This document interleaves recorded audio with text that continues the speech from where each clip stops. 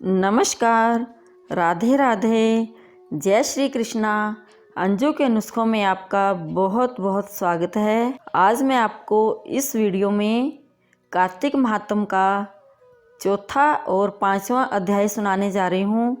पिछले अध्याय में हमने सुना था कि कृष्ण जी जो श्री हरि विष्णु जी हैं सत्याभामा को किस प्रकार से बताते हैं कि सुंदरता कैसे मिलती है और निरोगी हम लोग कैसे रहते हैं, और किस प्रकार से शंख समुद्र में गया, शंखों से किस प्रकार से वेद आए और किस प्रकार से वेदों को, चारों वेदों को उन्होंने कार्तिक में जल में विश्राम करने के लिए उनको भेजा।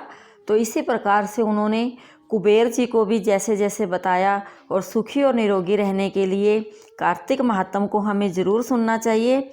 तो ये कार्तिक महात्म का चौथा और पांचवा अध्याय। ओम नमो नारायण, ओम नमो नारायण, हरि ओम नमो नारायण। श्री गणेशाय नमः। ओम नमो भगवते वासुदेवाय नमः। चौथा अध्याय, इसमें चातुर्मास के नियमों का वर्णन बताया है। नारद जी बोले, ऐसा कहकर भगवान विष्णु ने मछली का रूप धारण किया। विंध्याचल पर्वत पर तप कर रहे महर्षि कश्यप की अंजलि के जल में जा पहुँचे। महर्षि कश्यप ने दया करके उसे अपने कमंडल में रख लिया। जब उसने बड़ा रूप धारण किया तो उन्होंने उसे कुएं में डाल दिया। जब कुएं में भी न समा सकी तो उन्होंने उसे तालाब में फेंक दिया, और जब वह तालाब में ना आ सकी तो उन्होंने उसे समुद्र में डाल दिया, और वहाँ पर भी बढ़ने लगी। फिर उस मत्स्य रूपी नारायण ने उस शंखचूर को मार डाला।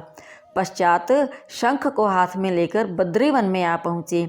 बद्री नारायण में आकर उन्होंने सब ऋषि व महर्षियों को बुलाकर आज्ञा दी कि पानी में इधर उधर फैले हुए वेदों को ढूंढो और उन्हें शीघ्र मिलाकर मेरे पास लाओ। तब तक मैं देवताओं के साथ श्री प्रयागराज में ठहरा हूँ। इसके बाद श्री ऋषि महर्षियों ने इन सब बीजों वेद मंत्रों को ढूंढ निकाला। उन वेद में से जो भाग जिस जिस ऋषि को मिला वह उसी का हो गया। उस भाग के उसी दिन से वह ही ऋषि कहलाए। सब वेदों को लेकर ऋषि महर्षि प्रयागराज में आए, और उन्होंने वे सब भगवान विष्णु व ब्रह्मा जी को समर्पित कर दिए। ब्रह्मा जी वेदों को पाकर बड़े प्रसन्न हुए। उन्होंने देवताओं और ऋषियों के साथ अश्वमेघ यज्ञ किया। यज्ञ के अंत में देवता, गंधर्व, यक्ष, नाग भगवान विष्णु को दंडवत करके प्रार्थना करने लगे। देवताओं ने कहा, हे देव, हे जगन्नाथ, हे प्रभु, आप हमारी प्रार्थना सुनिए। हम लोगों के हर्ष का समय है, इसलिए आप हमें वरदान दीजिए।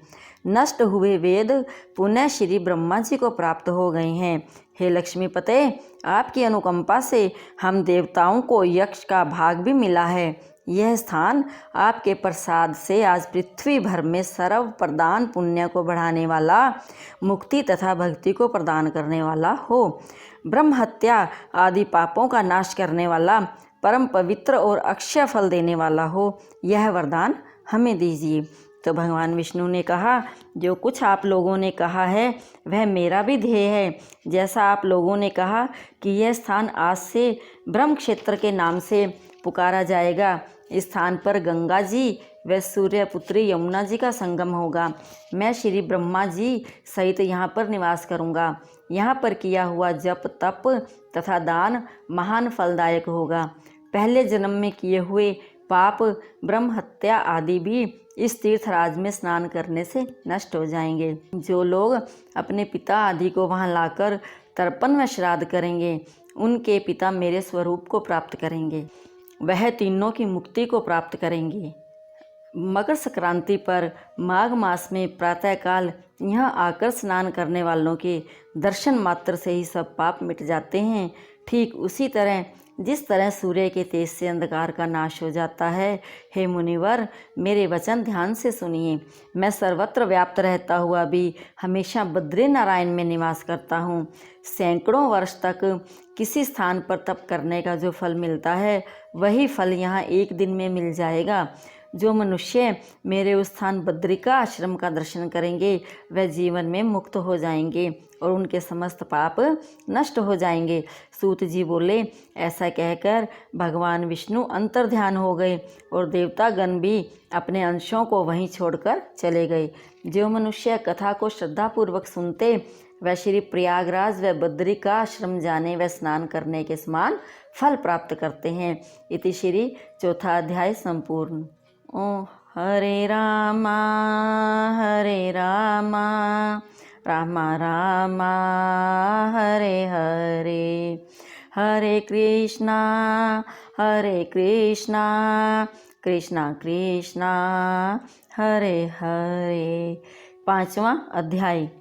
राजा पृथु ने कहा, हे मुनि जी, आपने कार्तिक मास में स्नान का फल कहा, अब अन्य मासों में विधिवत स्नान करने की विधि, नियम और उद्यापन की विधि मुझे बतलाइए। देवऋषि नारद बोले, हे राजन, आप भगवान विष्णु के अंश से उत्पन्न हुए हैं, अतः यह बात आपको मालूम ही है। फिर भी मैं आपको एक विधान बतलाता हूँ, ध्यान से सुनिए। आश्विन मास में शुक्ल पक्ष की एकादशी से कार्तिक के व्रत करने चाहिए। सुबह ब्रह्म मुहूर्त में उठकर जल का पात्र लेकर गांव से बाहर पूर्व या उत्तर दिशा में जाएं। दिन में अथवा शाम को कान पर जनेऊ चढ़ाकर पृथ्वी पर घास बिछा के सर को कपड़े से ढककर मुंह को बलपूर्वक भली भांति बंद करके थूक व सांस को रोककर मल व मूत्र का त्याग करने के पश्चात मिट्टी व जल से भली भांति अपने गुप्त अंगों को धोवें। तत्पश्चात मनुष्य दातुन नहीं करता, उसके सब मात्र निष्फल हो जाते हैं। अतः दांत और जीभ को यत्नपूर्वक शुद्ध करना चाहिए और निम्नलिखित मंत्र पढ़कर वृक्ष से दातुन तोड़नी चाहिए। हे बृहस्पति, तुम हमें आयु, कीर्ति, तेज, प्रजा, पशु, संपत्ति, महाज्ञान, बुद्धि, विद्या हमको प्रदान करो। यह मंत्र पढ़कर दूध वाले वृक्ष पर से 12 अंगुल की दातुन तोड़कर करें। व्रत या श्राद्ध के दिन दातुन नहीं करनी चाहिए। प्रतिपदा, अमावस्या, नवमी, छठी, रविवार को चंद्र तथा सूर्य ग्रहण में दातुन करनी चाहिए।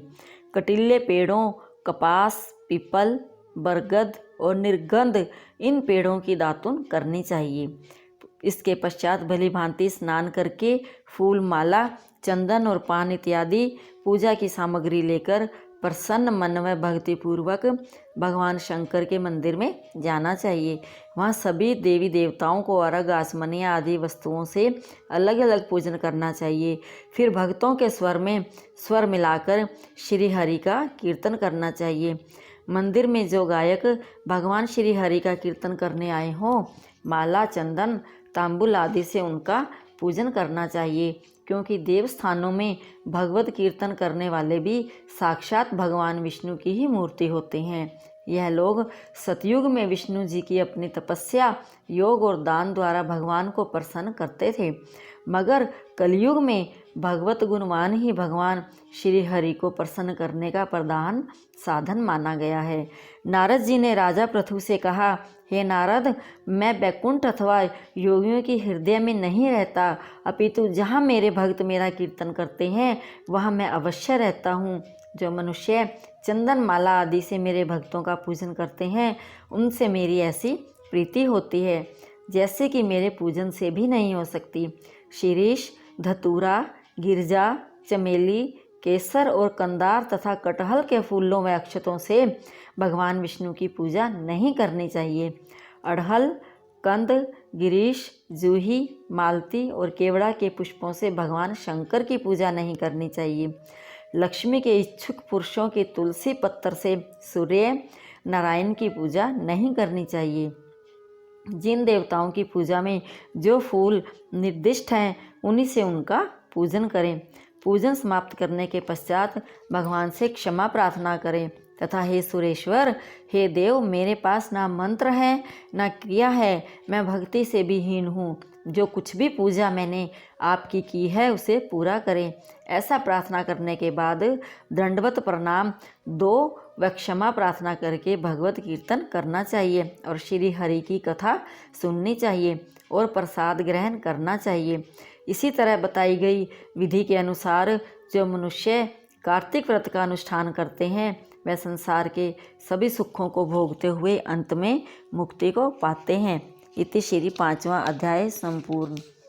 ओम नमो नारायणा।